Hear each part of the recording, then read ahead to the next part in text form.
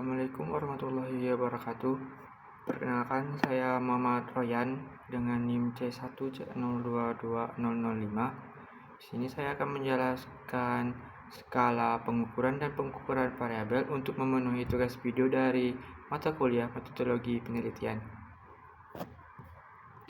Pokok pembahasannya yaitu pertama, definisi skala pengukuran, yang kedua, jenis-jenis skala pengukuran, yang ketiga, contoh skala pengukuran, yang keempat, pengukuran variabel.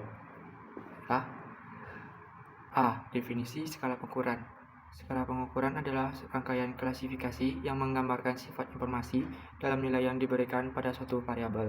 Hal ini tentu saja berhubungan nilai-nilai yang diberikan pada suatu variabel satu sama lain, sehingga atas dasar itulah tingkat pengukuran digunakan untuk menggambarkan informasi dalam nilai-nilai.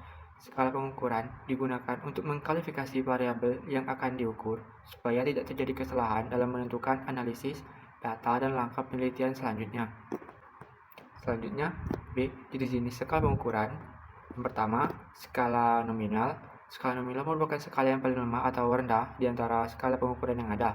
Skala nominal hanya bisa membedakan benda atau peristiwa yang satu dengan yang lain berdasarkan nama atau predikat. Skala nominal adalah skala pengukuran yang sering digunakan. Karena skala pengukuran ini bentuk paling sederhana, skala nominal cocok digunakan untuk penelitian yang mencari pengkategorian saja. Berikut adalah ciri dari skala nominal yang perlu digarisbawahi. Yang pertama, tidak dijumlahkan bilangan pecahan. Yang kedua, tidak memiliki ranking. Yang ketiga, tidak memiliki nol mutlak. Yang keempat, hanya ada angka hanya sebagai label saja. Yang kelima, tidak memiliki ukuran yang baru. Yang keenam, menggunakan statistik non-parametrik. Yang kedua, skala ordinal. Skala ordinal merupakan skala pengukuran yang menunjukkan jarak interval antara tingkatan tidak harus sama. Skala ordinal setingkat lebih tinggi dibandingkan dengan skala nominal.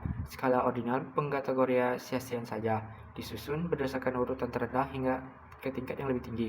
Skala ordinal dari segi pengkategorian saja saling memisah. Dari segi kategorisasi, data dibuat berdasarkan karakteristik khusus, sedangkan untuk kategori data disusun berdasarkan pada karakteristiknya.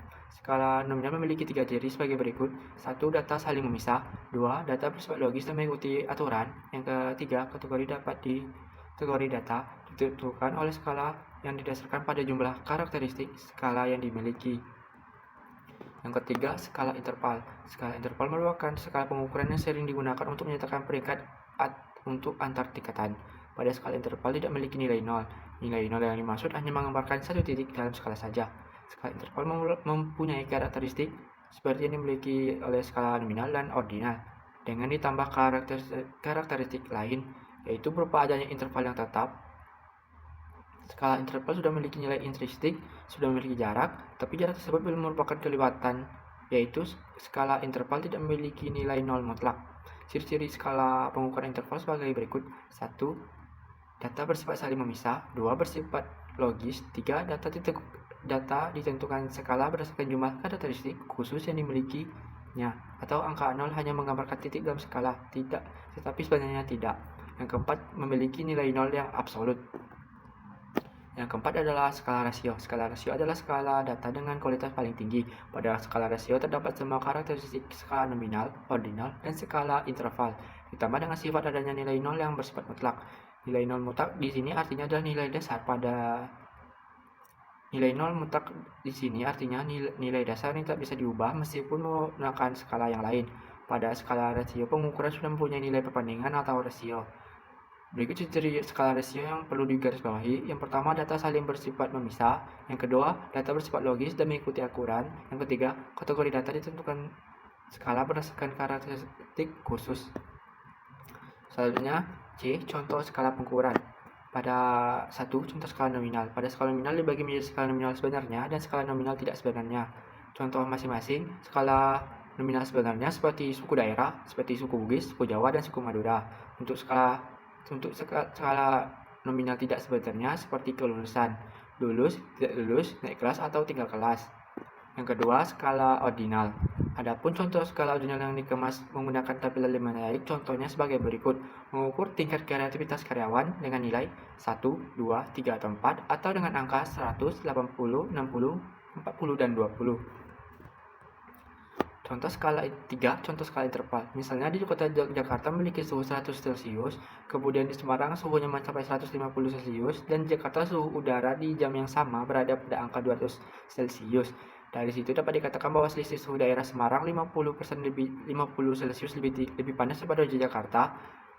Karena terjadi selisih suhu daerah Jakarta dan daerah Semarang adalah 50%. Terjadi selisih suhu udara Jakarta dengan daerah Semarang ialah 50 Celcius. Yang keempat, contoh skala pengukuran rasio. Rani memiliki berat badan seberat 30 kg.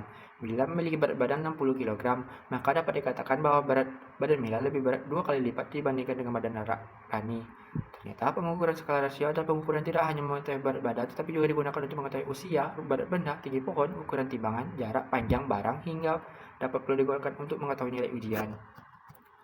Yang terakhir, D. Pengukuran variabel. Pengukuran variabel adalah proses menentukan jumlah atau intensitas informasi mengenai orang, peristiwa, gagasan, ataupun objek tertentu, serta hubungannya dengan masalah atau peluang bisnis. Dengan kata menggunakan proses pengukuran, yaitu dengan menetapkan angka atau tabel terhadap karakteristik atau atribut dari suatu objek, atau setiap jenis fenomena atau peristiwa yang menggunakan aturan-aturan tertentu yang menentukan jumlah atau kualitas dari faktor-faktor yang akan diteliti. Variabel mengandung pengertian ukuran atau ciri yang dimiliki oleh anggota-anggota suatu kelompok yang berbeda dengan yang dimiliki oleh sekelompok lainnya. Pengertian lain bahwa variabel adalah sesuatu yang digunakan sebagai ciri, sifat, atau ukuran yang dimiliki atau dapat didapatkan oleh suatu penelitian tentang suatu konsep tertentu. Proses pengukuran terjadi dari pembentukan konstruk atau konstruksi development. Yang kedua, skala pengukuran atau measure scale. 1. Definisi operasi variabel. Definisi suatu konsep atau konstruk merupakan suatu definisi yang menyatakan secara jelas dan akurat mengenai bagaimana konsep atau konstruk tersebut diukur. Pengukuran dapat melihat dimensi, perilaku, aspek, atau karakteristik yang ditunjukkan oleh suatu konsep. Yang kedua, skala pengukuran. Pada dasarnya, terdapat 4 jenis skala pengukuran, yaitu skala nominal, skala ordinal, skala interval, dan skala rasio. Yang ketiga, bentuk-bentuk data. 1. Deret waktu atau time series. Pengamatan data misalnya harga saham berdasarkan perkembangan dari waktu ke waktu. Misal perkembangan harga saham dari hari ke hari berikutnya. Yang kedua, lintas sektor atau cross section. Data untuk suatu kelompok atau grup, misal data-data industri garment pada tahun tertentu saja.